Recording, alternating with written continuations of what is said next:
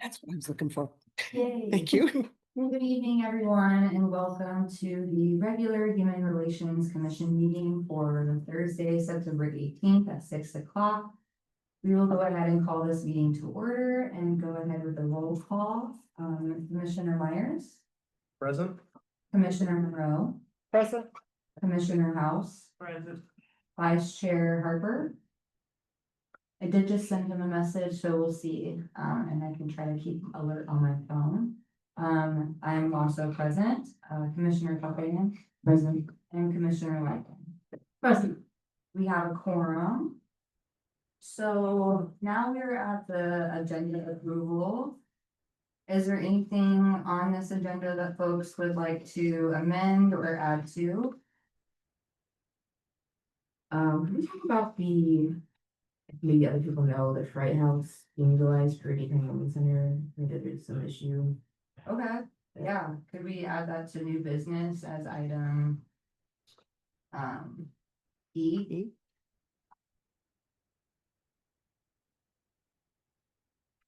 Well, first, I need a motion, and I'm gonna assume Commissioner Calpan, you wanna make that motion?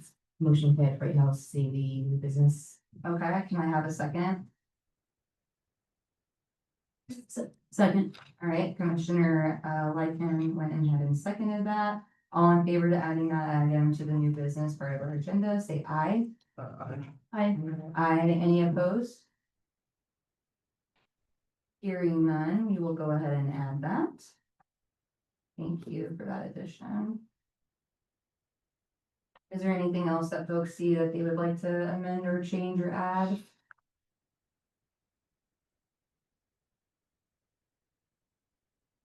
I know that we're gonna go into the zoning language definitions and discussion aspect. I would, like to just discuss this resolution specifically around that, so I think it can fit into that part. I would be interested in, I know that I think we all got an email about including like different family structures into our non-discrimination ordinance. To have more inclusivity of non-nuclear families. I would be open to having that discussion, but also continuing the conversation where we left off last year about the felony and misdemeanor convictions as well, which is just something something I'm really passionate about. And so maybe we can just have like a general discussion of the non-discrimination ordinance. If anyone would be open to making that motion. The motion to add that to the agenda. Thank you, Commissioner Calpan. Is there a second for that? And I have a second from Commissioner House. All right, I appreciate that. Well, yeah, would that be an old business or new business since we have talked about it before? But if we're bringing up the non-nuclear family structure, would that be? You're starting a new conversation. Okay, cool. So So I we would- can add that as item F. Thank you. All right, all in favor, and this is a voice vote, so everyone does need to vote. Please say aye. Aye. Any opposed, please say nay. Hearing none, we will add that to new business. All right, anything else from folks? Okie dokie, can I have a motion to approve the agenda as amended? I move to approve the agenda as amended. All right, we have a motion from Commissioner Lycan. Do I have a second? Second. Second from Commissioner Calpan. All in favor, please say aye. Aye. Aye. Aye. Any opposed? Hearing none, the agenda as amended has been approved. Moving forward to the minutes. Hello. All right, moving forward to the minutes. Did folks get a chance to read over this real quickly?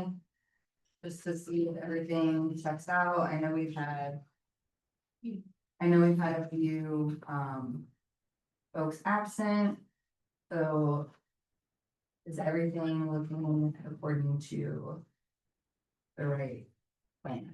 That's right.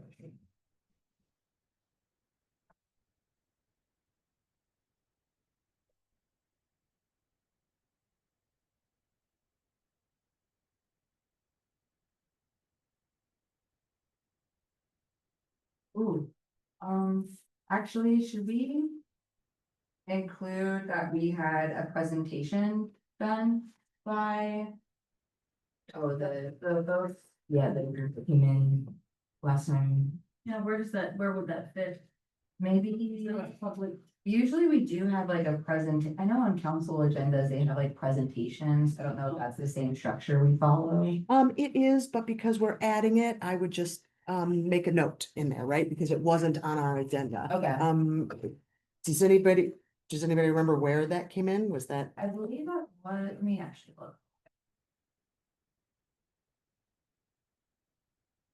And I think we did that after public comment when we were discussing the resolution, so maybe just a note. with Okay. With the actual resolution. Do you remember, what was the name of the group again?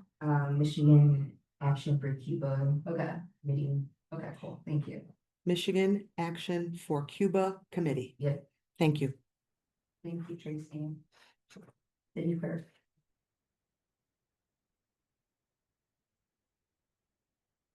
And I just also want to take a moment to appreciate the due diligence that you had of getting that over as quickly as you could, and being able to like be accountable on public record. That means a lot to a lot of us here. Because mistakes happen, people are overwhelmed, and I know you have a special election you're preparing for as well. So thank you a lot for being able to just bring note and voice to that we did pass that, and that was able to get to council's table. So thank you. May I? Maybe this is a good time for me to, I do want to apologize for that, especially because so many people came to the council meeting, right? And were interested in that. So I'm really sorry for that. But so you are aware, both the resolutions that you passed, which everyone has a copy of, the first one, for the definition for harm reduction, it has remained on council's communications for this upcoming Tuesday meeting. So far, no one has taken it up as action, and that just means that it's presented to council and it's on their agenda as a communication. Doesn't have to be discussed unless, the mayor or two council members would take it up for discussion or action. The second one, which was the Cuba resolution, has been taken up by council members, and it will be an actionable resolution at the council meeting on Tuesday. Thank you. For sure. Yes, I actually wanted to comment on the harm reduction one, because I think I can also like send this to like some of the like our council liaison, for example. Just like maybe including a definition of harm reduction, just so that folks who are not as knowledgeable in that subject don't have necessarily the ability to create a definition. And to make sure people who are doing harm reduction work know what definition is the one with integrity, to be able to include that as a discussion item. So if you would like to email anything to me, I can share it with council. And but then I know you often do, but I also suggest that if you want to come and talk to them about it, that would always be good so that they understand where you're coming from. Thank you, City Clerk. Okay, all right, how do folks feel about the minutes? Everything look okay? With the amendment. All right, so, would someone like to make a motion to approve the action minutes from the August 21st Human Relations Commission meeting? I'll make a motion for that. All right, thank you, Commissioner Myers. Do we have a second to approve the August 21st HRC action minutes? I'll second. Thank you, Commissioner Lycan. We have a motion and a second. All in favor to approve those minutes, say aye. Aye. Any opposed? Hearing none, the minutes have been approved. All right, so now we move into one of my favorite parts of the meeting, which is public comment. And we do have someone who signed up to make a public comment. And so, Ms. Jessica Kelly, you're more than welcome to come and stand at this here podium, and we will I'll give you 3 minutes, but also as chair, we do have the ability to not set that in stone. Left side right there. Oh, I'm sorry. But yes, You thank can you so push it in much. and then pull it up, I think. You to one side, do it again. Yeah, yep, I got you. There we go. The last time I spoke before, it was the London City Council, I was bent over, I was like, oh, that's not good. Thank you, commissioners, for allowing me to speak. My name is Jessica Kelly. I've been a resident within Washtenaw County for about 12, 13 years. I raised both of my kids here. My son, is a grizzly and my daughter is a river rat. July 1st, my son was apprehended by Ann Arbor Police Department. He was homeless, battling chronic mental illness and placed in the Washtenaw County Jail. I have been advocating for my son to receive treatment. And I was getting a lot of pushback. I have presented my case in regards to my son before Board of Commissioners, city council members, and people were like, no, because you don't have guardianship, we can't talk to you about your son's condition.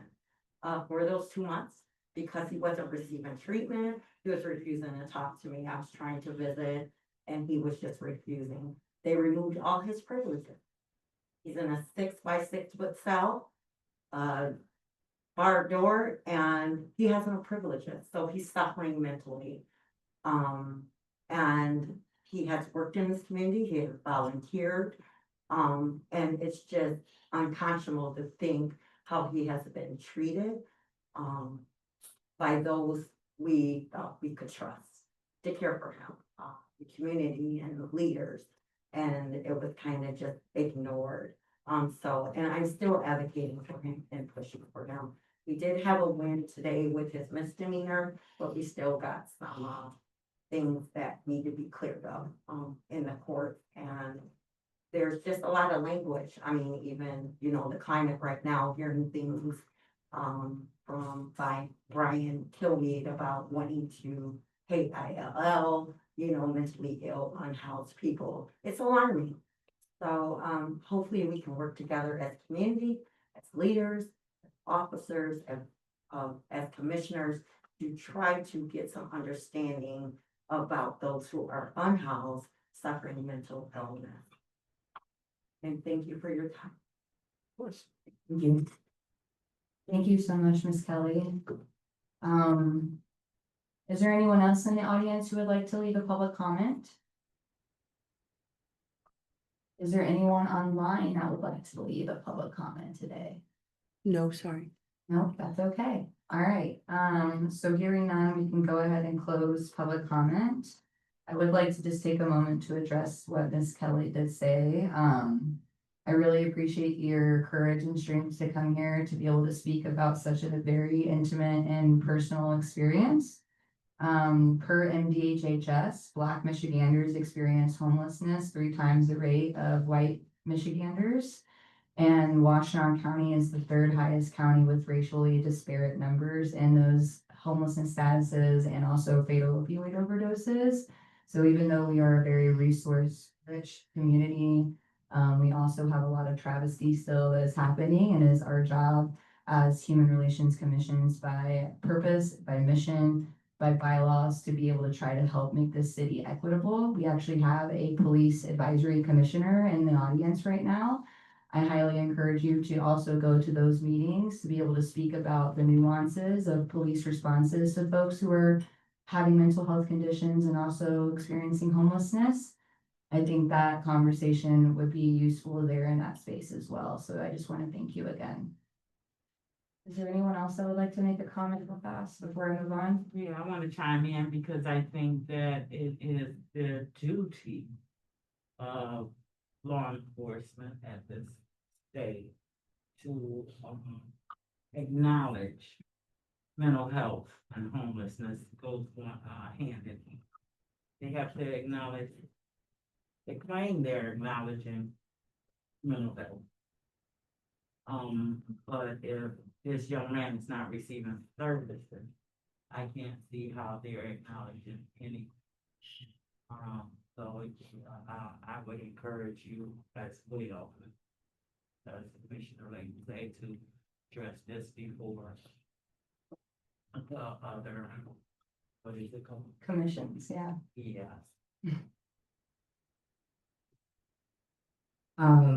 Yes, just thank you for bringing this issue to us. Sorry.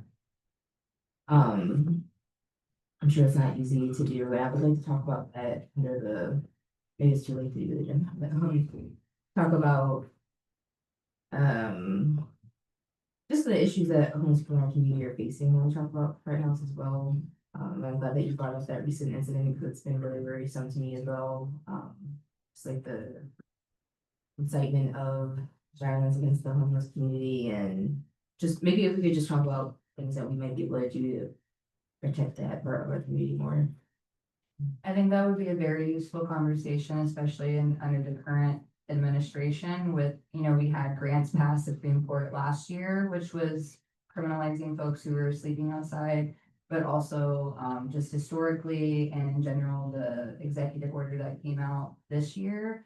The three, largest mental health institutions, I've said this before, in America are jails. Cook County Jail, Rikers Island, and LA County Jail are the three largest mental health institutions, which shows that we have a de facto mental health institution as masked as jails. And as someone who's worked in the jail as a mental health professional before, I've heard from deputy officers in the jail acknowledge that they're not fit or trained or able to actually properly treat and help folks with mental health conditions. And unfortunately, a lot of the laws within our own ordinance here in the city, such as trespassing, loitering, soliciting, these things do criminalize people's poverty and housing status quite often. Also, disproportionately impacting Black individuals, especially Black men. And so that is just another discussion item I think we should have. And then also a due diligence to do something about that and to bring that forward as an advisory body to council. All right. Is there anyone else that would like to make a comment before I move on? All right, so now we will go ahead and move into old business. So we had tabled a resolution, inaction is discriminatory. Because our minutes were not posted in time, I definitely did forget who volunteered to be the three people who would be willing to look at that language on a Google Doc. And so I think it was Commissioner Lycan, if I recall right, and was it you as well, Commissioner Cofian? Okay, so I misplaced where my notes were, and I remember also I would love to help with note taking as well, because I know that would be something. So I'm doing my due diligence now to be Thank you. note taker. So I think that ordinance or resolution, I should say, is definitely relatable to what we're talking about as well. But again, we did have some changes we wanted to make as part of certain wording and also some of the issues that we listed in bullet points as well. So do we think that, tabling this again would make sense so that way we have better timing to be able to really put more intentionality into it and being able to contribute that to have a better discussion at the next meeting? Will you remind me, a quick question, that several of us were going to kind of come up with some recommended change, workshop it, come up with some recommended updates and then bring it back at the next meeting. Is that the idea? Yeah. I think so versus hashing all of it out here. To me, it's nicer to have something to react to. And yeah, Yeah, and let's get it together and have a meeting. let's actually do it. Yeah. So, I was like, I was trying to remember who the other two were. I forgot I even volunteered. Okay, so, okay, cool. So now I did write that down formally, so it will be all good. And I think what we need to do though is a motion to. Just leave it alone. And that's all right. It's on the table. It All right. stays on the table. Was there someone that recently tried to have things that are tabled be tabled indefinitely? That's not how it works. So do we? So, you don't have to say a time frame. Okay. If you don't say a time frame, it's never gonna go away. It's gonna sit on the table forever. Okay. If you do a time frame, then it wouldn't come back at every meeting. It wouldn't come back until the date that you wanted it to come back. So you could do that as well, but it doesn't hurt if you just want to leave it there. So we can count on this being in the next. Correct. All right. Well, then let's go ahead and just move on forward. So next is new business, discussing a town hall forum. Or working groups or a request to council for a subcommittee. I believe the main focus was a town hall forum, if I remember correctly. And I think we are definitely in due time for a town hall. Specifically, I think a town hall forum on housing might be realistic. And I know that we also would be interested in doing, I think the last time we wanted to do a community forum series on housing, mental health, and safety, like in general. And we learned from there to be specific about which part of the scope that is applied to, but there was also misinformation around that being related to health, and we're not a health commission, but it was really about equity and discrimination and those different facets. So I would like to discuss the town hall, and I just kind of want us to have a discussion on what that would look like. What would we want to have as a first town hall, and is there a certain subject we would want to get to?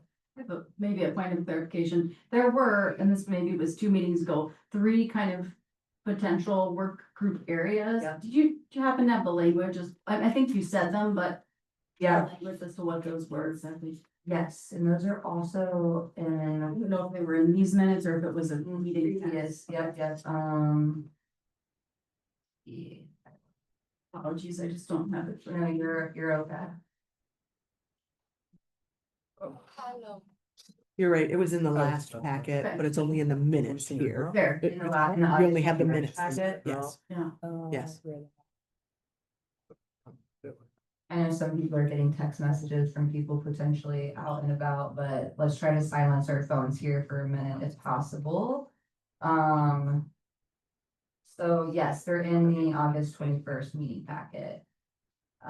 Starting on page 13 of 15. And the language was policy and systems change subcommittee. The other one was community engagement and education subcommittee. And the third one was equity and access subcommittee. Both with their unique focuses and also different types of activities or like combined work areas. Okay. If someone, yeah, you're welcome. Were we trying to talk about maybe having a town hall based on those? Well, I think just my recollection is we said that like the process of establishing the work group was a little bit more formal. And that maybe that wasn't quite necessary yet, but maybe we could start with sort of picking one as a priority and just get kind of going for it, right? Trying to host a town hall, picking what we thought might be highest priority. And then depending on the success and how much we like that model, looking at the other 2, that was my recollection of the conversation. I think that's mine as well, is, yeah, And that might be a way to hear from folks that might spur like, oh, we really do need a subcommittee on this. Or like, oh, we've got enough to work with now that we can work on this as a commission, right? That depending on the results, that might direct us forward. collecting information. Yeah, yep. Yes. Okay, so are there certain issues that our commissioners are feeling like strongly about having as like the center point or the priority for town hall? Housing availability. How can we work with people in the community who might rent a house, who might want to rent houses or who can, or but can't do it due to different laws, or how can we free up, make it easier for people to get on the market, stay on the market, or just in general, and people who are attempting to rent, attempting to lease, how can we help them what they need and lower the cost of that, obviously. I like the idea of housing and also how to help folks who maybe do have space or capacity to support, have their spaces available for people. I know that there was a recent project, I believe, that Washtenaw Housing Alliance put forward for people who were over, I believe it was 55. I don't want to actually share because oh, yes, here we go. It's called the Shared Housing Program. And those are for adults over a certain age limit, but it's kind of that same concept of if you are someone who's experiencing, literal homelessness, or even, intermittent houselessness, being able to kind of share space with people who do have that availability, but there is that age requirement. So it would be interesting to see like what kind of programs could exist without that specific age requirement. Is there anything that other folks think about housing specifically, whether it's availability or? Yeah, I mean, I feel like to me, there's also, and I would want to talk about this later too, but for like, if we're having a town meeting hall, just like there's a level of stigma associated with being homeless and discrimination that, you know, the, sorry, what was your name, Miss Kelly? Miss Kelly brought up, you know, like, I feel like people would want to talk about that and like, how do we, as a community, address the stigma against people that are, you know, find themselves on the street. Yes, especially with us being the Human Relations Commission, it does make sense to have a destigmatizing type of conversation with the interest of, you know, having equity and non-discrimination in those efforts, which we know stigma perpetuates discrimination and prejudice. So I think that would be definitely useful. This is where I get a little mixed up of like where a city attorney would, you know, have the say so, and then like what, I don't wanna say power, but like what ability or powers do we have to like host a town hall? Do we need to like write it up as like a script of here's what we wanna have a town hall on, here's what it's related to, and then like, do we pick a date or do we like check the calendar? So the first part, my suggestion would be to put a general proposal together. And then pass a resolution that you want the city attorney to weigh in on it. Does this fall within your scope? And then once he says yes, then you can move forward, yes, however you want. It would be, working on the date, you know, figuring out the semantics of what you wanted to do, where you wanted to do, how you wanted to do it. You know, if you're just gonna do it right here, that's easy. If you're gonna do it somewhere else, it becomes much more difficult, to plan. That's all. That makes a lot of sense. It might be interesting if it's, once we get a proposal together and send it to, the city attorney for scope approval. It might be interesting to maybe host it at the Freight House if that was possible. Just because that is historically where the Warming Center has been recently, and it might be nice to kind of have an actual feeling within that space of where people are putting mats on the ground to be able to get respite for a day. Like if that's something that you've never experienced before, or you've never worked within that space regularly, it's not something that you would just casually think of for the most part. And so it might be like a visceral experience that could be useful for folks to see the space to talk about this subject, pending availability. That would be the second easiest place. Okay, oh, good. I have two Yes. comments, if that's Yes. okay. One is I like the idea of this theoretical town hall and holding it at the Freight House. I think there's like a destigmatizing element of hosting it at the Freight House, right? And just inviting people into that space. And then the second thing, and I don't mean this to be like very goal oriented, but to me, when you hold town hall, I'm like working backwards and thinking about like, what information do we want to hear from the community in order to then gather what we need to advocate for change, to identify issues, to, right, like, and I wanna hear whatever folks want to share, but I'm thinking about like, just in general, how do we, as we put the proposal together, structure it in a way where, like, it's not necessarily a resource fair, although I like that idea, right? Like, what's our unique charge, I guess, is what I'm saying. Does that make sense? Yes, and that ties in with what we were trying to do last year. We were gonna have like resources possibly there and also collecting I information. like that, okay. So maybe there's like a both that exists, but yes, I think having the end goal in mind and like what are we actually interested in studying as part of our role here. And as far as creating a proposal, is that something that, you know, we have to vote on at the next meeting, or is there a way that we could all collectively say we're interested in this, and then someone can write up a proposal that has more details in there, or is it easier to bring that forward again at the next meeting? So the best suggestion is that you have the proposal in front of you to vote on to send to the attorney. You don't have to have it this meeting, you know, you guys can say, yeah, we want to work on this, and the two of you go work on it, and the next meeting, bring back the proposal. And Got then, you know, we can decide then, but whenever you're doing it, you should have that proposal that the entire board votes on to send. I think similar to the other resolution that we're gonna be working on it. I think it makes sense if folks are interested in taking it and putting a proposal together and then bringing it back next meeting. Yes. Does it just need to be like a paragraph or? It can be as little or as much as you want. You know, it's kind of, how many questions do you have? You know, if you have concerns or questions about things, then that would be the time to pose them all. But, you know, if you just want to say, we want to have a town hall on housing, is that within our scope? Mhm. And then you might have to tweak it a little bit, right? If you get "Oh, I'm not so sure" from that, but yeah, it can go as simple as you want or as in-depth as you want. I think it would be interesting to do a town hall on housing and homelessness to kind of capture both of the. Yeah. The things that kind of go into both of those items, like with the housing availability, for example, but also destigmatizing.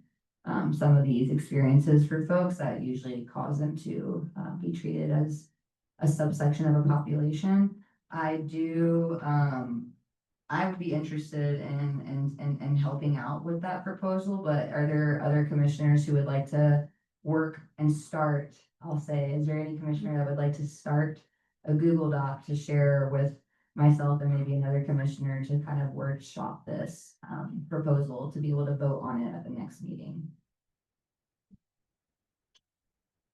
I'll do it. Yay, Vice Chair Harper.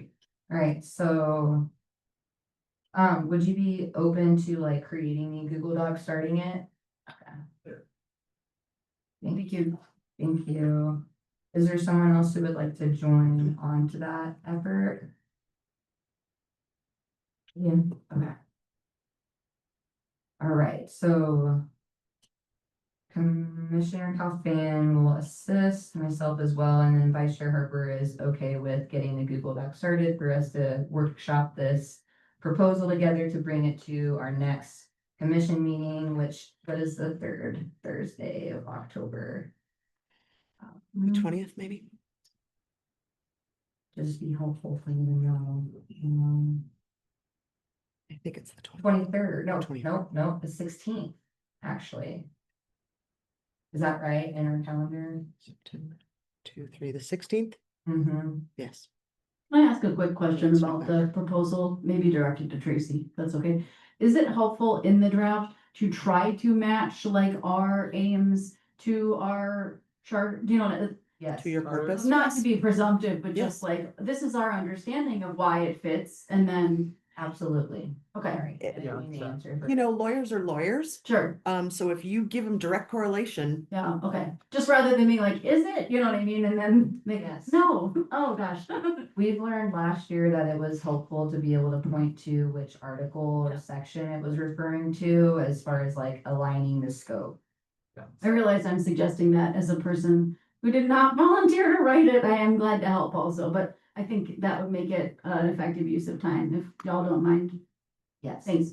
Thank you. I mean, this exact thing happened last year to the like house and housing, is that there was a total miscommunication about the subject. And so we spent like 2 or 3 meetings talking about this Yeah. thing. It was so annoying. So I'm glad we brought it up. Let's great, be as direct as we can right off the Yeah, bat. exactly. Okay, cool. Thank you. and if chairperson, may I? Yes. If I can throw 2 more things at you. You've been talking about a couple of things, so there is a resolution on Tuesday's council meeting agenda for the warming center at the Freight House. What is the resolution? It's To approving. approve it? Okay. Yep, absolutely. And then in addition, there is also a resolution, so they already approved creating a tenants' rights subcommittee, but Mhm. this is the creation of it, so it's explaining it more. And because I do all of it, I've seen it, and they are also including members of the different commissions.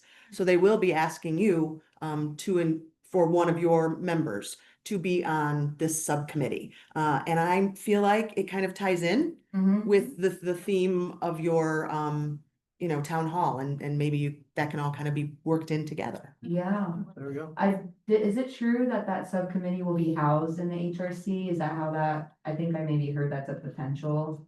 I didn't see that, Okay, but I could have missed it. okay. I It wasn't is sure if it was posted. like a subcommittee that council creates, because they get to Council. do that, and then they put it in the umbrella of HRC, the kind of like that planning subcommittee one. Correct. I wasn't sure if that was gonna happen. I didn't see that part in Okay. there, but it is posted on the website, so you could see the document. Cool, thank you. Yeah, for sure. And to kind of model an example of that, referring to specific sections, the resolution about inaction is discriminatory, that's why it says per section 58-70. Blah, blah, blah, blah, blah, because that's When people ask, we've already answered. right, exactly. Just trying to get ahead of the game here. Yep. But yes, I think that would be extremely important to do that for this proposal as well, just to prevent any back and forth or wasted time, etc. So thank you for echoing that. Okie dokie. Where am I at? Okay, so do I have, well, I guess we don't really need to make a motion just yet because we just kind of agreed that we're gonna be discussing at the next meeting and Vice Chair Harper will get kickstart us with that doc. So thank you again. All right, shall we move on to the next item? Zoning language definitions and discussion as it relates to discrimination. So I recall at the last meeting, we also were interested in having someone in the harm reduction field presenting to our commission. I still think that would be extremely useful. We've had someone already before when requesting letters of support. With folks, are we allowed to ask council to like recommend presenters for like next council meeting? Like, for example, if they're gonna be talking about the zoning ordinance, inclusion of harm reduction services, like, are we allowed to say like, could you please? And- Absolutely. So the hard part is the timing. Because you have to pass a resolution. It's the only way you get to talk to council, unless you go to their meeting and just speak as a resident, right? Or as a member of the commission, but the commission sends resolutions to council, so you can absolutely do that by resolution. Okay. It's just the timing gets hard, right? Yeah. So, Yep, especially because it's next week and I know the agenda items are due at a certain point. oh, for the next meeting, it's too late. Yeah, today. exactly, okay. And that's when this one's being discussed at the next meeting. Yeah, the agendas due, any items for the council meeting agenda are due a week ahead of time. Okay. So was there anything that we were trying to, I guess, discuss further? Because I believe the main item in this agenda item is trying to just make sure we delineate harm reduction from substance abuse treatment facilities, given that they're entirely separate things. And so since we were able to pass this resolution requesting a definition for harm reduction services, I wonder if we've kind of reached that agenda item. Yeah, go Can ahead. I ask, sorry, this is regarding resolution 787, sorry, Yes, that has not yet been taken up by council. Will be on Tuesday. So it is on their agenda as Right. communication only, But, okay, council members have not yet. taking it Okay. up as action. So I guess, and my only question is there any discussion we could have today or modification that we could have today that would make it more attractive? You know what I'm saying? Is there any clarification we need to add that might make it easier for council to pick it up and run with it, I guess? Yeah, I know you mentioned that we can email you things that you can bring forward to council, including like materials for them to consider. Would that be attached to this resolution as communications? No, Okay. because not at this point, because of where we are, the agenda is complete. Okay. What I could do is email any communications to the council, so that they would have them ahead of the meeting, just as part of, food for thought. Is it then possible to use, this is just me trying to get creative here. Is it possible to use some of and I know this would probably be like a task I would be happy to take on, is like rewatching the video from the 21st. To like kind of include some of that language we had discussed already then to maybe attach to, since it was something we openly discussed on record, therefore it's part of. Minutes, discussion, and maybe that could be discussed in the communications aspect or. So only if council takes it up for a discussion or for action.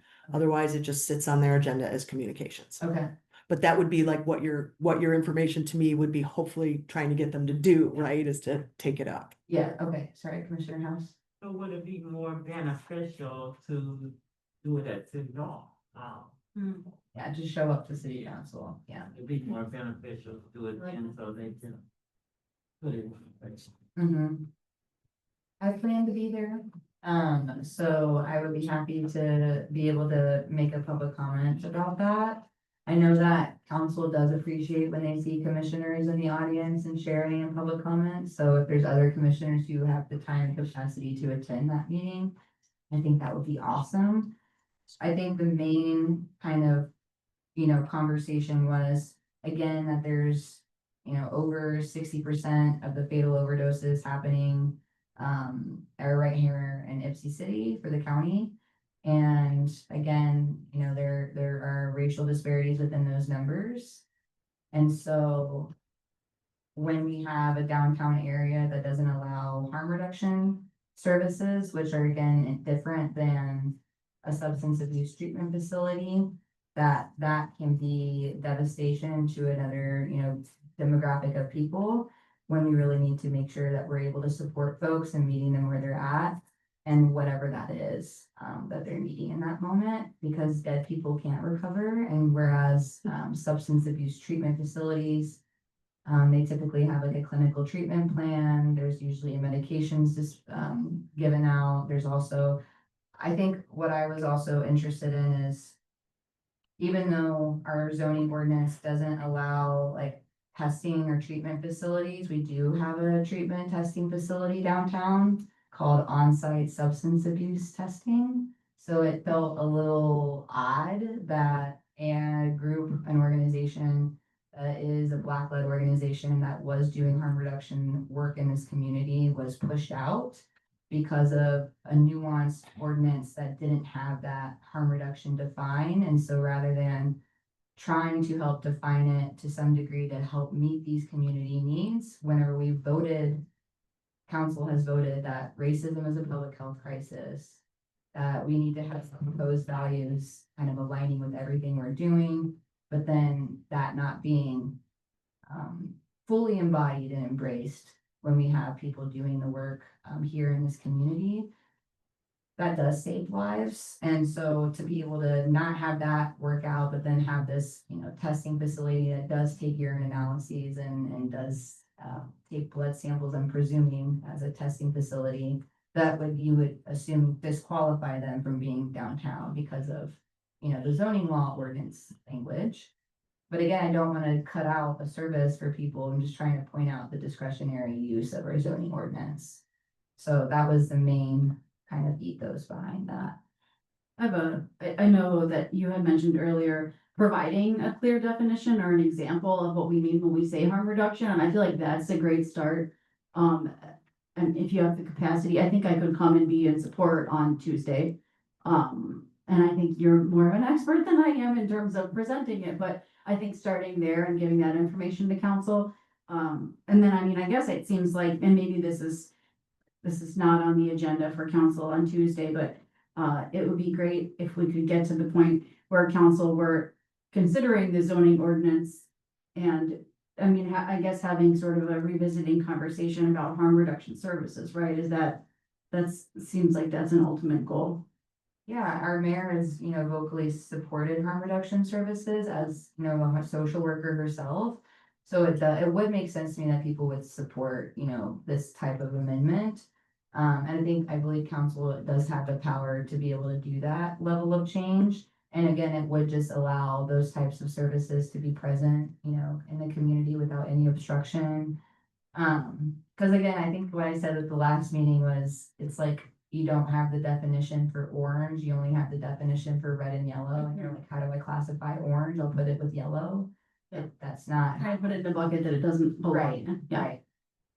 I guess I think too that, and you had mentioned potentially identifying like a speaker and suggesting them, and I get that we're too late for that this meeting, but I feel like if we start with some information sharing on Tuesday, maybe that gives us time to queue up, hey, here are some suggested folks that we could connect you with for a future council meeting, right? Yeah. So I think also, well, city clerk, council has the ability to amend the agenda to like include presenters per se, like, right? Yes, like Technically? at the table, Yes. yes, yes, they do. So they have the ability to change the agenda at the beginning of the meeting, just like you guys do, where they can approve it and change it. I can tell you, adding a presenter, it happens very rarely. Okay, You might add an item to the table or a Okay. discussion, but a presenter's a big thing. okay. So And the maybe we meeting's could pretty just, big. yeah, so maybe we can just include like a definition and maybe your council liaison would be happy to kind of bring that forward too, like to be able to speak more to that as well. If that's cool. Yes, that is fine. Okay. All right, and then the difference, again, I think what they were having a hard time with is they were having a hard time deciphering drug checking versus drug testing. Whereas drug checking is checking the sample of a drug, you can have binary testing for xylazine and fentanyl, but then the sample is the substance itself. Versus drug testing, the sample is usually urine or blood, which is a biohazard, so they're just different. Awesome, okay. I took notes on what to say and bring forward, so thank you. Okay, do we feel like we can move on to the next agenda item? All right, next is the Freight House for the Warming Center location. Commissioner Kelpan, would you like to, start us off with that? Yeah, and I forgot about the council's got like a resolution to pass, but it would it be okay if we talk more about just like the issue of kind of like homeless, discrimination against homeless people, kind of conversation and the need for shelter in a more expansive way? I think since we added it as the warming center specifically, like maybe we could talk about that as it relates to the warming center.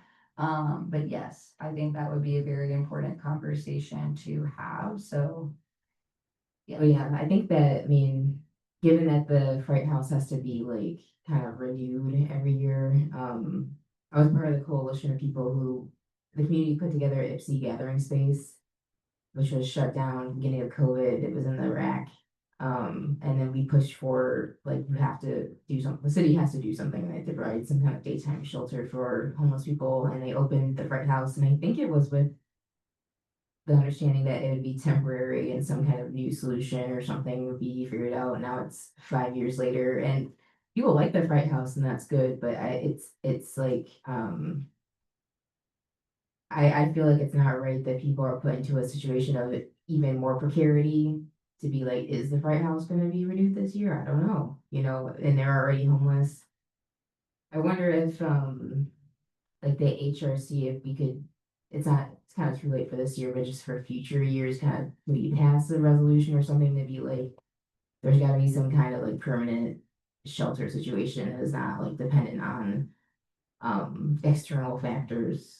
Like something warming that. center space. Like the warming center space, maybe it's the Fright House, maybe it's somewhere else with some kind of resolution demanding like dedicated sheltering space, because it causes all the problems that have been going on this past month, like, people are on the street upset and uncomfortable and maybe don't act in the best ways, but that's because they're on the street, like that sucks. And it's had a cascading effect of social disruption. I know business owners are upset, but there's there's a part solution to having some kind of temporary access that is just not happening. And obviously the full solution is actual housing, which we all want for people, but yeah, that's what I've just been thinking about. Yes, I wanna echo everything you're saying. Before I give more comments, does anyone like to make a comment to what Commissioner Calpain just said? Yeah, go ahead, Well, Commissioner I House. think we had this discussion a year ago or so. But I think it would be beneficial to start having the discussion about a permanent shelter again. I have some positive updates about that subject specifically. I'll let Commissioner Lycan go Yeah, first. I was just gonna say, I think too, not only, and maybe most importantly, does it cause this kind of annual unease or disease for folks that are experiencing homelessness, but I also think it's like pretending like we're not gonna have to allocate time and resources to this every year and then having the same conversation about it. And like, again, we ultimately want housing for folks, but I think there's like a respect for resources element of the conversation of what if we just acknowledged that this was going to be a need, and until there's a more permanent solution, we dedicate some energy and resources to a warming shelter versus having to be like, do we need it this year? Yes, again, so. Yeah, so positive update is, city council did vote unanimously back in January to support a permanent shelter in Ipsy. With the request that the county support that initiative. I don't believe that has necessarily gone anywhere into action as far as identifying space, planning for that space. I believe some commissioners were actually frustrated that, city council requested such a thing without necessarily talking. There was a lot of the interesting nuances of politics that kind of go into that. But around a few weeks ago, I believe last week, the Ipsy District Library Board also recently voted to pass a resolution kind of echoing support for that resolution that council passed. To be able to again share that with the intergovernmental folks to be like, we really do need a housing solution, a permanent shelter solution in the city of Ipsy. I know a lot of commissioners are open and excited to talk about the eastern part of the county. We hear a lot in this very arbitrary, ambiguous way, the eastern part of the county, which that's really far removed from a lot of services that kind of exist, especially where, as a social worker in the downtown area, there's a lot of people who are experiencing homelessness down here. And there's also a lot of resources that can be provided down here and expanded. So kind of losing access to transportation the farther away we are from a transit center kind of loses that opportunity. So just to share some positive updates about that, and hopefully that will have some support and echoing that. And I do agree that as far as like warming center respite, we definitely need, even a better solution than the Freight House, to be quite honest. Because the Freight House, again, the warming center there is Monday through Thursday, typically 8 a.m. to 6 p.m. So Friday, Saturday, Sunday, there is no, warming center available for folks to, and there's also the library people can go to during the daytime, but there isn't necessarily anything available on Sunday. I've spoken to one of the organizers of the daytime warming center, asking if they would be willing to partner with a local organization, leaf harm reduction, ways of doing some coverage gaps of like, kind of spreading out the different spaces to be able to make sure that every day there's a warming center type space available for people, and how we can kind of create this like mutual network across different systems. Because I just don't believe that one thing has to fall entirely on an organization, and that things are better when they're kind of spread out, filling gaps. We like to duplicate a lot sometimes. So it's important to try to like fill in those gaps. I also would love to, we were able to get our resolution, never in here because we had a few meetings missed, or in the Juneteenth celebration causing us to not have a June meeting, understandably and excitedly. In between that space, council passed a resolution for the millage funds to be used towards specific things, part of their reimbursement from the county public safety and mental health millage. And that was something that we kind of spearheaded here. I do know that the city budget right now, I believe, has over $300,000 sitting in public safety fund 205. I'm still not sure how those funds can be rolled over to the general fund or even used on certain projects, given the restrictions of the fund. But I've asked that question for over a year now, and I still don't really have an answer per se. But I do think that it would be nice if we, as a commission body, could ask council to use some of those funds to support crisis stabilization for people to kind of fill in that gap in the middle, because people don't necessarily have housing options per se to go to right now. Is there a way that we could kind of support people in that interim phase? What does that look like hotel stays kind of, or like mental health support? You know, ideally, we could stop bandaging some of these like systemic issues and like try to support folks with like a housing stability fund for people. I know that we have a housing fund already. I think it's 102 maybe, I don't remember. But I don't know what those funds have gone to historically, like what projects they've supported. But I do think that, you know, being able to actually help people find stable housing, a lot of times in the quarter for a year, so per quarter, there's 80 housing choice vouchers available for Washtenaw County. And there's over like 400 people unhoused and so many people on the wait list. And so the way those are prioritized is 40 of them are for out the house for families, and the rest of the 40 are to split between the Delonis Center, the PATH team through community mental health, and the Ozone House as well for youth who are unhoused. And so 80 isn't a lot for 3 months for that amount of people. But then when people do get their voucher available to them, the next barrier that typically comes up is not having first and last month's rent available to put down on a lease, and then also housing application fees. So maybe there's a way to kind of fill that gap in with the housing stability fund and like attempting to maybe support people with security deposits or first and last month's rent. But I do think that that might be worth kind of having a conversation about how that is a relationship to equity and non-discrimination as well. And just a comment there, I do think that there's like the big and valid concern of unhoused folks and getting them housing, but I agree that there is a maybe tiny bit easier gap to fill of like keeping people housed, right? And then like people that are on the edge of housing and right, just helping them bridge that gap to application fee. I mean, there are smaller cost barriers that I think like a housing stability fund could address. And does that address like chronic systemic homelessness? Maybe not, but it addresses a piece of it, right? And then I'm also just thinking about our town hall, just in this framing and thinking about like, again, I'm centering people and their voices, but I'm also thinking about like what information we want to gather around these topics that, and then how we use that.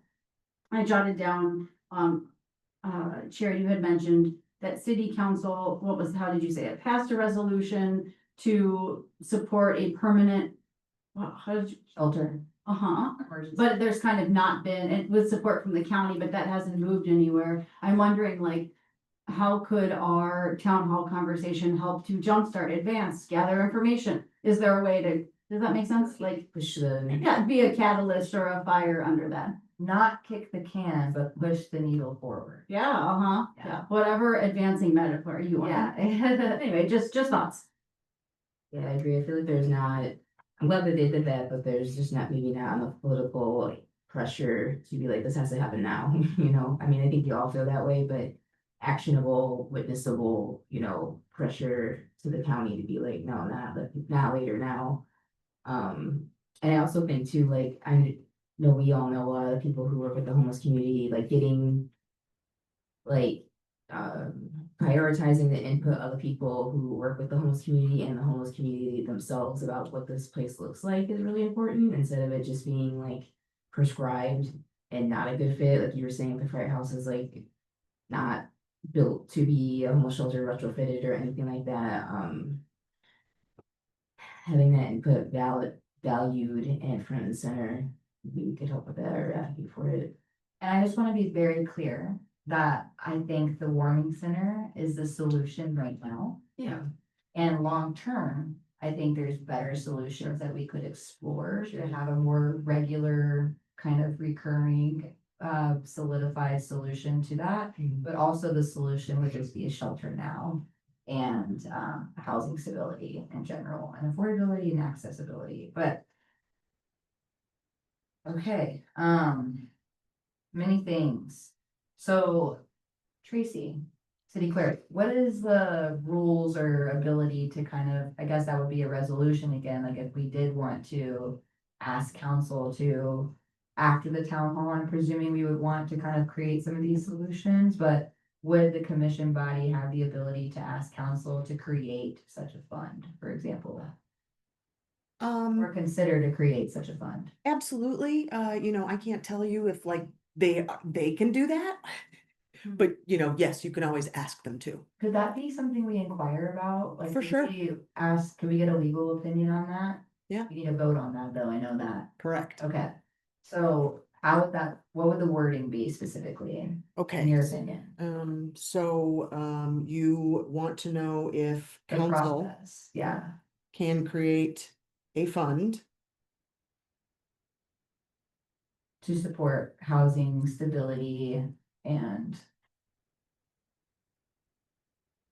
crisis, need. Wraparound services. Yeah, So what does that look like exactly? like the fund or Yeah. what that, I think ideally, like in an imaginary world, it would be nice if people could, request, like maybe be able to apply for some of those access to those things, like if they're case managed, for example. It's not the building. Yeah, what, He ain't take that. oh, Oh, yeah. it's so hard to get those. I've seen so many people get denial letters with those. So you think, and what about home? Hawk is also like really hard to get a hold of too. People wait 30+ minutes to be able to reach someone at Hawk. And then once they do, they're on a wait list calling me once a week to make sure that they still are on the list. So do you think we have enough fun in this pot to do this? I don't think long-term, but I think as the millage continues to accumulate money, which it has been, again, the millage accumulated over $2.4 million since 2017. But what are they willing to spend? Well, now, thanks to us kind of pushing that conversation, they have certain kind of rules or guidelines suspended in. And so in my thought, this would kind of fit in that nugget of like within their restrictions of please don't spend this on capital improvement projects or train stops that we don't necessarily have in the city. Please instead use this for these types of, issues. And then how this fits is if we have a housing stability fund, I'm just naming that as a general name, maybe someone who has a case manager or someone who needs access to those funds could put in a formal request. And then there could be like an actual process to be able to grant the support to people, but just like a way to be able to kind of fill those gaps in because the Delana Center has over a 9-month waiting list and people have to call Hawk regularly to be able to have access to the Delana Center. Yeah, it's a housing crisis. Well, it's not financial. Yeah. But how would they gain access to a caseworker that applies for those funds? I think there need to be a whole process. Yeah. established. You're right, we don't have the process right now, which is probably part of the barrier, right? Is there's not a process. Did you say there is a housing stability? There's a housing fund, it's not called. So I mean, maybe that's part of the question. Is what is that? Like, can we get more information about what that is, what's in it, what are the parameters around using that, those funds? Okay, so what is the housing fund? What has the housing fund supported? And then Like, how are there boundaries around what it could support? And then I guess I think in order to advance the goals of council, right, I mean, if council has, right. Is there additional funding that could be applied to it to make it more robust, I guess? So say it one more time. What is the housing? What is the current housing fund? What has it funded in the past?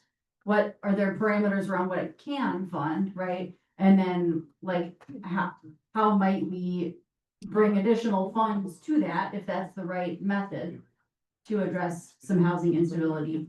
We gain access. Yes, and I guess what support, is there support or advocacy that our commission could provide? Sorry, this is really long. I'm writing it down too. Item number F. Is that through like the housing commission? I don't know that. I don't know. That's something we would. Question.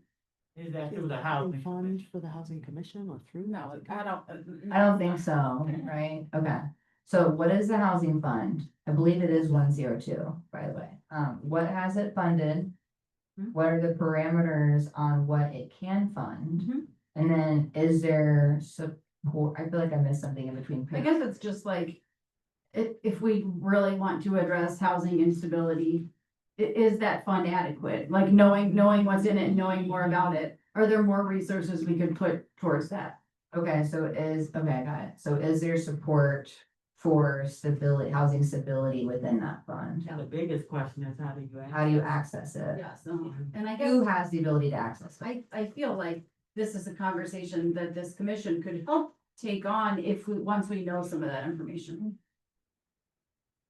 And I would just say it is access through council making a vote on where that funding will go. Okay. Say that one more time, Councilmember King. We as council will make a vote on where those funds will go. So anytime we want the funds to go somewhere, we have to make a vote. Yeah. Okay. So, Sorry, Yes, City I've got everything, the second to last. Is there support for housing stability?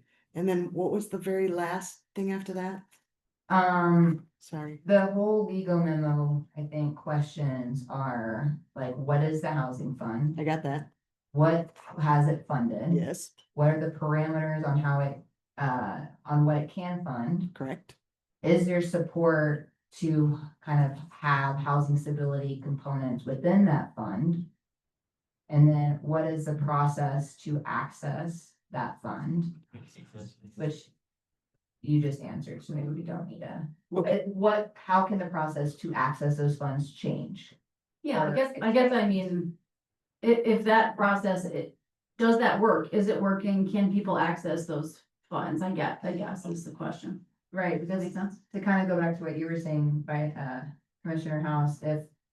Let's say no one even knows that this fund existed, but let's say everyone does now. Does council each week have to vote or every other week on people getting access to that fund? That seems a little. Or is there like a burden body, or is there a different body that can help out with that? Is there like governing rules that are amendable, changeable to kind of? Am I making sense a little bit? You are making sense. But the straightforward answer for me is I also would have to get information. I have not heard of our housing fund being designated to people in the community. Right, We make a decision on where that funding should go. It hasn't been designated to like a certain resident, individual. Yeah, that has not been my experience since I have been on council. does it usually go to like building developments? Or like, So I guess that's one of our. that is, what has it questions, right? funded, what has it funded, right? I think. So We're on a fact-finding mission. we really are, because. The thing is like not necessarily funding individuals, that makes sense to me, that would be a lot of paperwork, that would be a lot of like. In and out constantly, but if there's a way to see if grassroots organizations who do housing support could apply for some of the funds that we can ask council put forward into that housing fund. Like, let's say we one day in the future vote as a resolution to move to council to consider transferring or dedicating $200,000 to this housing fund from the millage. Then is it possible for council to put out an RFP? A request for proposals to those funds to support local organizations doing housing support work. To be able to have access to that, to do more grassroots gap filling, where that way they're not individual requests coming in.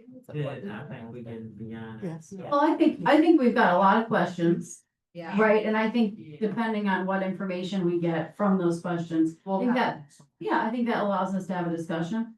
Okay. I'm So- not even sure who we're gonna ask these questions. Oh.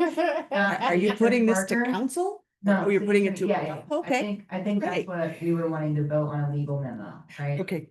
Okay. I was sitting here wondering the same thing. I'm like, we're gonna go ask. Sorry. them, like, But we did get in the weeds a little bit. Yeah, sorry. Shady details, but yeah, we did get a little lost there. Okay. We asking this to Attorney Bar. At Barker, yeah. Parker. Okay. Is that what everyone is okay with before we make a motion for that? Yeah. Okay, so. Discussion is good to make a motion, bring a motion forward?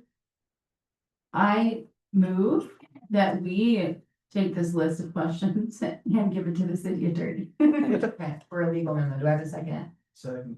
All right, I have a second from Vice Chair Harper and a motion from Commissioner Liper. I like it. Lyken. Okay, so all in favor of that, please say aye. Aye. Aye, any opposed? All right, and we have one abstain from, Commissioner House. I know that also, legal memos cannot be read aloud on public record, so that is confidential, we learned. So when we do get that information, we can't share it aloud on the public record explicitly, but we can talk about it generally. Okay. I'm looking forward to that. Yeah. For this memo. Sure. Part of this memo, it's like 15 billion pages long. Yeah. That'd be good. He's pretty brief. I like it. You can get to the nuts and bolts of it. So I trust this is gonna work. Okay. Are we done with this agenda item? Or is there anything else you wanna get at with this?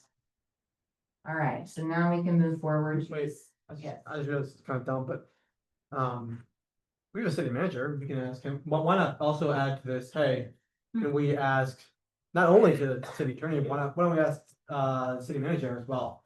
Or, you know what I mean? What is your reasoning for the city manager? Like what difference? Cause I I don't think know, we're manages the working. city, I don't know. Cause See what his it input is. spends money, you know, money we don't have.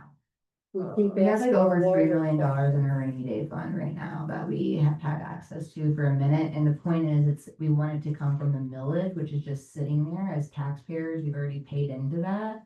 It's already washed, like we already have paid that money, it's given back to the city, I can't wait. $2.4 million since 2017, 2018. But I wanna understand more, I'm not opposed to talking about that a little bit more, I'm just wondering.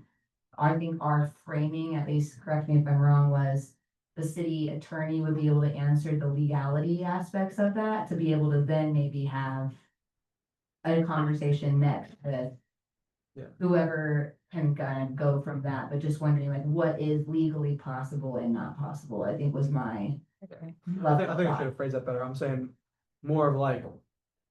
Yeah, once we get our response from the attorney or from the city attorney, how can we, the city manager knows a lot about the city, how it run, how can we, so. If we're looking for more concrete steps, so what would we do next? Could we also, like, just ask the city manager the same questions, say, can we get your input, what do you say about this? Would he know, this is the question, like, would he Maybe, I don't know know. the, well, not the legality, but like there is a Ypsilanti housing fund. Would he be one of the people who would know how it is currently dispersed? I feel like the city treasurer would probably know that one. Yeah, ask her too, great, then we can ask the treasurer as well, great. Yeah. For free. I've actually emailed our city treasurer many times and have a really hard time hearing back from him. He's probably a really busy guy. I can only imagine what it's like to run a whole city budget, to be honest. True. So I do want, and I appreciate the more opinions on this subject, the better. I know that city manager recently started a downtown committee to address some of the housing homelessness issues in the community. And so, you know, I'm not opposed to including his voice in this like query, but I think our first step is just kind of trying to figure out like what are the like actual like possibilities and legalities within this. Yes. If I may, just procedurally, you should put any requests for anyone in the administration besides the attorney to the city manager. The city manager is the supervisor of everyone else. So it's same as council. Council isn't always supposed to go to, you know, individual people. It's start with the city manager and he will disseminate from there. Okay. So you could say, city manager, can you ask the treasurer? Okay, But he would right. know who to ask any That's question. helpful. That's really helpful. So that doesn't apply to city council per se, like we can pass resolutions to city council. Sorry, yes, that's, And not separate, the yeah, city manager and the Yes. city attorney. yes. I think our council liaison might have had a thought. How do you feel? So, no, so I did, so I would think the city manager would have some of that information. Before he was the city manager, he was the clerk. So when we are voting to pass certain places to send the money from the housing fund to, he would know. So he would have some of that information, and even in the past, what it was used for. So I wouldn't say that's a bad idea. I know, I'm trying to think what all did we use the housing fund for before. I can remember us sending some of the funding to barrier busters to help with housing stability. Yes. Trying to. Barrier Busters also is, they have so many folks always requesting money from there, and they historically run out on like the Quickly. third or the fourth of the Yeah. month when it opens up on the first of the month. It's really sad, but also they're trying to fill that gap in, and they do resource sharing in general with each other, which is helpful. Yes, so do you still agree that going to the city attorney first with the legal memo would be like a good point of action first? Well, I do understand what you're saying legally. You wanna know, hey, what. Also would you- inquire the city Absolutely. manager? I, Okay. I would say, yeah. Do we have a motion to kind of send the same list of questions to the city Yeah, manager? Do motion. we want to make yeah, since you brought it forward?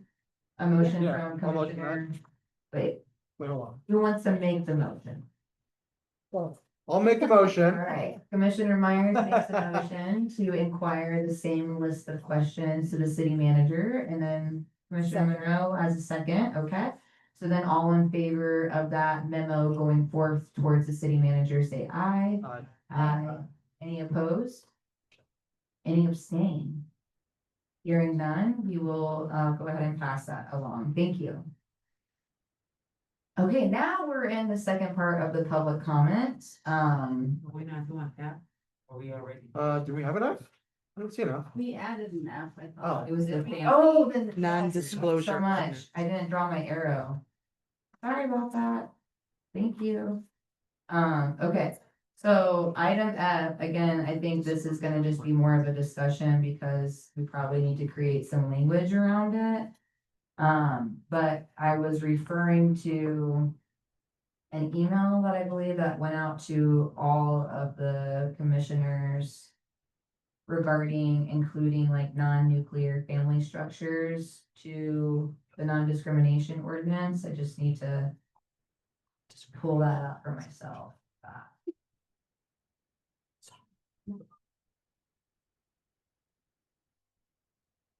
Okay, it was from 2 days ago, if that's helpful for people's email search.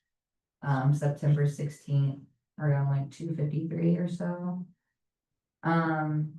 Are we allowed to read this aloud, like Sure. without maybe including their name? Sure. Okay. So, does anyone want to read I it? don't know if I see it, but I'd like to hear it. Okay, go ahead, Commissioner. I'll just skip the name, but it says, I am a resident of the township of Ypsilanti and I work within the city of Ypsilanti. I was referred to you by City Council Member Amber Phillips. I am writing you today in regards to a possible addition to the discrimination ordinance in place currently within Ypsilanti. I would like to propose adding, quote, family and relationship structure as a protected group. I am a polyamorous individual with a non-traditional family structure. I graduated from EMU and wanted to move my family from Toledo to Ypsilanti upon graduation and gaining employment as a private practice therapist in Ypsi. My legal spouse, my partner, their spouse, and our 2 children began looking for a home to rent in Ypsi. At first, during the search, I was honest with potential landlords about our family, and we were denied even tours of rental properties that would fit our needs. It wasn't until I began obfuscating the nature of our family structure that we had any luck in finding a place to live. Being a non-monogamous person in a non-traditional family structure was the only difference between where we were denied opportunities to apply for these rentals and where we were welcome to apply. No family should be denied housing because of their relationship structure. No person should be denied housing based on the nature of who or how they love. I am asking the commission to take up this issue and expand needed protections to the non-monogamous community in the city of Ypsilanti. Thank you for taking the time to read this message, and please feel free to reach out with any questions or feedback. Thank you.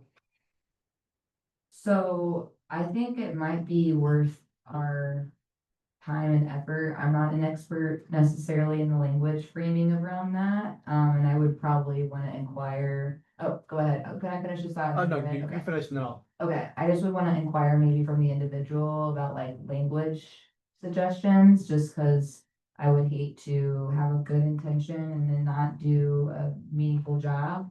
That was my comment, so Commissioner Myers. I was able to, I read this email, I was able to talk to a local individual who's involved in the housing market, he was nowhere. And he said, he opined, so take it as you will, but he opined that one of the reasons this may have happened, I'm not saying it wasn't based on discrimination, but it was rather that the current zoning laws may prevent or not allow even like this particular individual or individuals to allow access to housing. So this might be in this particular instance, this might be a zoning issue rather than a discrimination issue. I'm not saying it isn't, I'm just saying, that's what he said. Can you expand on that? How would? So essentially, he said that, there's only a very small amount of apartments in the city of Ypsilanti that he had, knew that they were able to be rented out. And that they were in very high demand, and so what may have happened to this particular individual was that they had tried to apply to apartments. Or something that said this was for one couple or one set of, yeah, just couple. Or not couple, but the relationship thing status, and while believing that they were one relationship, legally speaking, it may have been interpreted as a relationship being between two individuals. So hopefully that makes sense. I'm not great at explaining.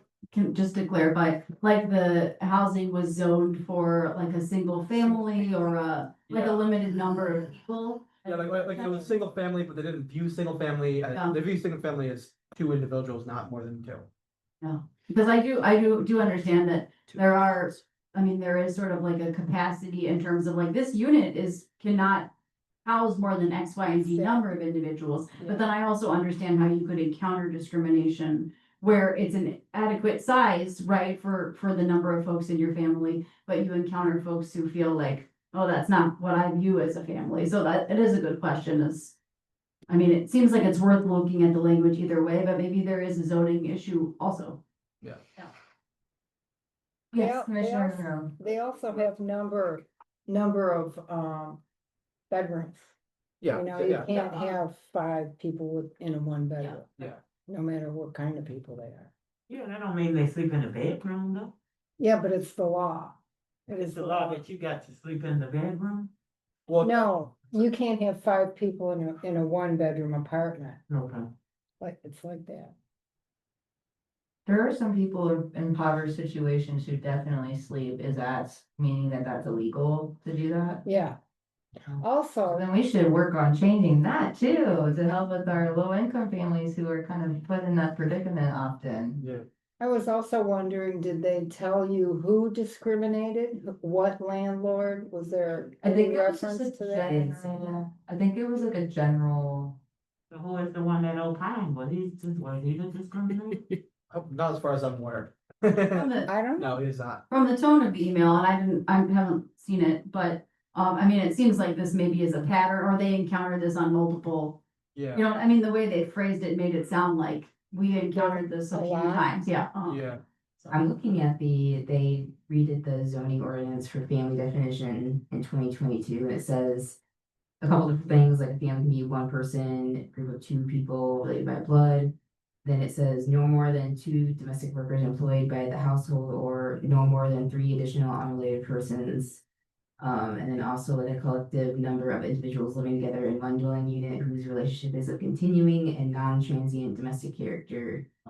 Which I can't remember, I think they noted 3 adults in this family situation. So I feel like, I mean, like, yeah, like, it does say like in our ordinance that their family structure is legitimate. Yeah, they should have been. Right, well, we also do have a lengthy history here of people being discriminated against, for like source of income, for example, that's technically in our non-discrimination ordinance, but people are still having to provide credit checks, history reports, those things, which would technically be in violation of a source of income to be used against you. But again, that kind of gets into how much teeth, if you will, does this non-discrimination ordinance really have? Yeah, enforcement, exactly, which part of that was our attempt was, okay, well, we need to create a tracking sheet to be able to kind of see the trends of like what discrimination, you know, issues are being brought forward, which we didn't have. And so last year when we inquired to City Attorney Barr, like how many people have filed a discrimination complaint since 2022 or something, he said, you know, several, right? But he didn't have actual numbers because there was no tracking sheet or way of like tracking that information. So that was like one of our efforts was like creating that. Again, I don't think a lot of people know that that exists or are educated on that, so I think that should definitely be part of the town hall conversation that we have, is just like general information giving to people. Oh, I'm sorry. Oh, no, you're good. I did, Oh, you don't, okay. I was sorry. thinking. I do, I have a, Yes, go I, ahead. I was just thinking the same thing, which is, I mean, it's fine that they brought it to us, but I think theoretically, this is a great opportunity for someone to fill out the complaint form, right? And to make us aware of the issue, and it's one of those, like, if people filled it out, then we would be able to see trends, right? So there is definitely a information sharing or education component, I think. Again, it's not inappropriate for them to reach out to us or be directed to us directly, but, So she was, this person was referred by somebody. A council member, it says. which again, that's fine, They but have to, knowledge that we just created those forms. Yeah, and our discrimination or our complaint form is just a general complaint form. It doesn't say anything specific to discrimination, like you can't identify what protected class you have that was Yeah, discriminated didn't we- against.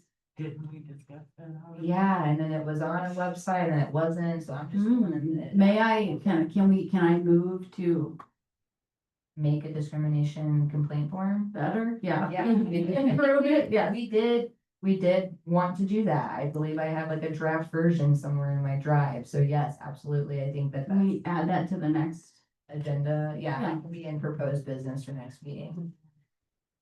Right, we have been going through a few circles. Bring it over the finish line. Yeah, exactly. But when you wanna do good, there's usually people who try to obstruct. So we are just gonna continue to fight. Yes, Sue. So I will add, working on a complaint form. For discrimination. Discrimination complaint form. But just so you know, you can put it all together, you can approve it, and then you have to ask council Sure. to be able to use it. Chair Layton, is it appropriate for you and you have access to whatever the draft was? And is that something that's helpful for us to see ahead of next meeting?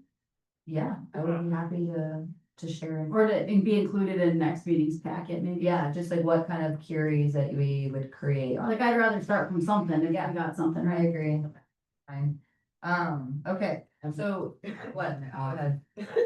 I want, this is making me think, I wonder if the funds that we were just talking about, could that, part of that be utilized for more enforcement? Like of, you know, I don't know, anti-discrimination measures, or like one of the other things too, is just like. Condition of housing issues, and that when that's just been brought up, it's been like, oh, well, we have our code enforcement. Department or people, there's not enough funding, or there's not enough this and that, when like tenants make complaints about a place. Then it goes nowhere and there's no enforcement, and like could the funds that we're talking about be utilized to help with that? We will know when we get on what it can be funded, but I think we should jot that down as an interest. Because I think that is worth exploring once we have our information. Yeah. So.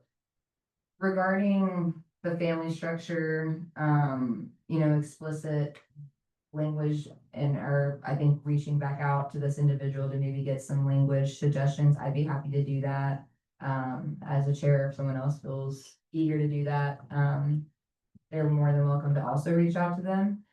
Regarding, yes, Can we provide them with the current language yeah, and just say, does this feel like it does cover you? Should it be more expansive? If so, what would that look like? yep, I think that'd be great. And then the next thing was the misdemeanor and felony conviction, so again. Kind of to share and echo the logic behind that is, again, it's the same thing, there's not a lot of enforcement. I have lost someone that was a neighbor of mine for over a year who had a felony record. He wasn't able to find housing in the city limits, went to Flint, which is where he was not in the most supportive environment for himself, and was shot and killed later on as a result of that, because there was no housing availability for him, and his felony status was used against him, even though, again, we have this non-discrimination ordinance, which was voted on and passed, and I believe in 2018, and it made the news. Like, people were really excited to have like this really radical type of effort, where we're gonna be centering people and not using their criminal histories against them. But as we see, that's not necessarily embodied or put into practice or enforced. My opinion is that there is, language currently that says unless, there is a specific, direct relationship or unreasonable cause of harm or some language specifically without direct relationship defined or, risk of harm or whatever that language was specifically, those two things weren't properly defined, which in my opinion, as someone who's worked with attorneys for a few years in my time and as a criminal defense social worker, that can leave way for people to have loopholes, to be able to find ways to kind of get around that issue.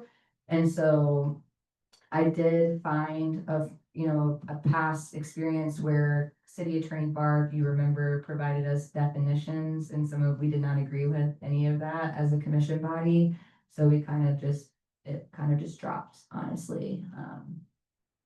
So what we voted on was, a resolution to council to try to define more explicitly what constitutes a direct relationship between the conviction offense and the housing, job, or opportunity, and narrow the language of the exceptions to avoid overly broad interpretations within our non-discrimination ordinance. So I would still love to entertain that, and maybe that could be a legal memo to our new city attorney, is how does he define direct relationship?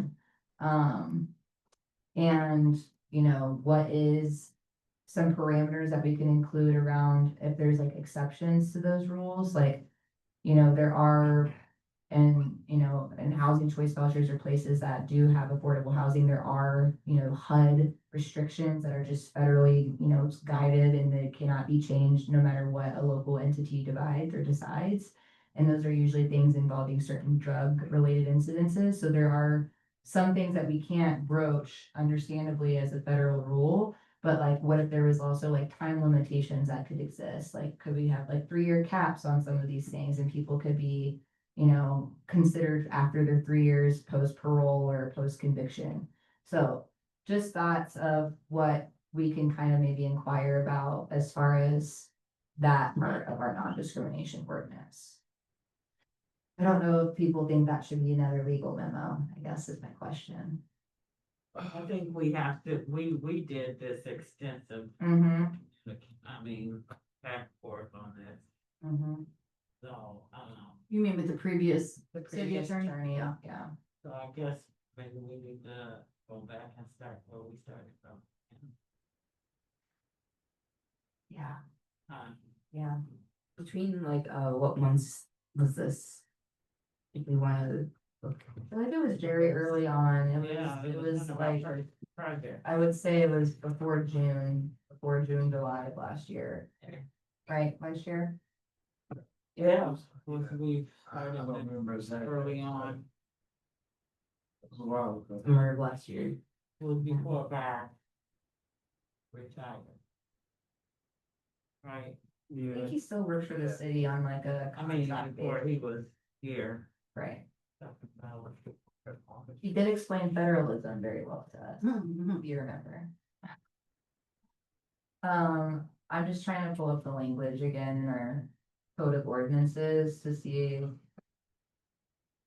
Yeah, so it says you cannot discriminate against, and it lists a lot of protected classes, and then one of them is felony or misdemeanor conviction. Unless there is a direct relationship between the conviction offense and the housing, the job, the opportunity, or unless hiring or accepting the person would create an unreasonable risk to property or safety. And I think that's what we were asking is can we have a definition of direct relationship and a definition of unreasonable risk? And I think we had asked to strike some things out, and I don't know if we did that or what came about that.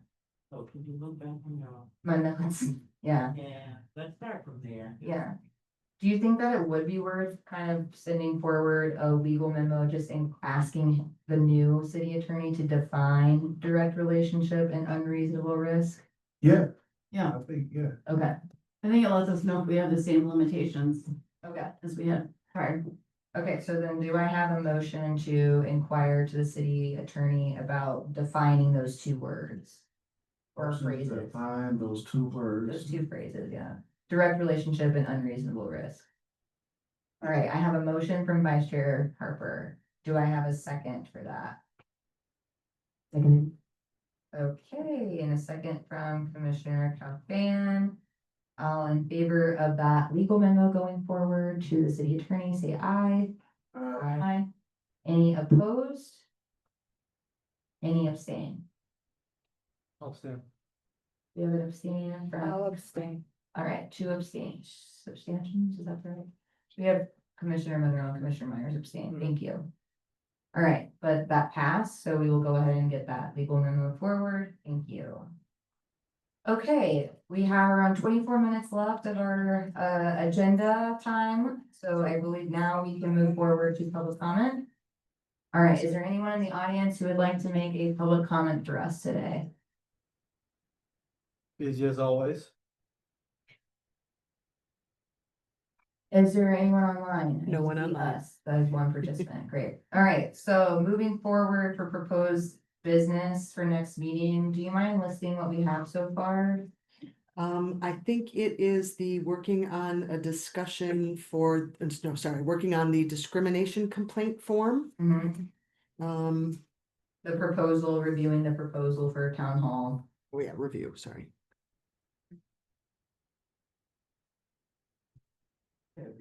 Review the town hall proposal. There was also, we were going to review something Yeah. that Vice Chair Harper. Yes, yes, Like yes. the- That was the What was proposal. it? That was the proposal, wasn't it? You were gonna create a Google Doc for the proposal. Yeah. But Yes, there's that proposal town and then hall. there's the town hall, which is separate, right? the proposal was for town hall, is what I was understanding. That Vice Chair Harper was gonna Mhm. bring forward or kickstart Oh, okay. the proposal. Oh, you're right. Sorry, I guess I'm thinking about let me see what I'm thinking about. The resolution 786. That we are going to workshop that in the meantime and bring language to review. That should be a third thing. Does that make Yes, sense? that is gonna be tabled over, so it'll. Okay, cool. Oh, got it. Thank you. Does anyone have, I believe that was it, but did you capture that? Okay, city clerk? I have, technically three items if we count the Yes. tabled Sure. and then the two others, reviewing the proposal for the town hall and working on the discrimination complaint form. Mm-hmm. And you can always add more items during, the next month, And items are due the week Wednes- before. The week before Thursday? So, yeah, sorry, Thursday or Friday is fine with me. Okay, all right. Is there anyone else that has a proposed business for next meeting? As of right now? Okie dokie. All right, and then we'll also have our legal memos responded to, hopefully by then. Hopefully. Yeah, okay. So next is commissioner comments. I'll just go down the roll call here, and if you have nothing to say, you can just say you're good to go. So Commissioner Myers, any comments? I would like to commend the individuals who reached out to us today and another who gave us this email.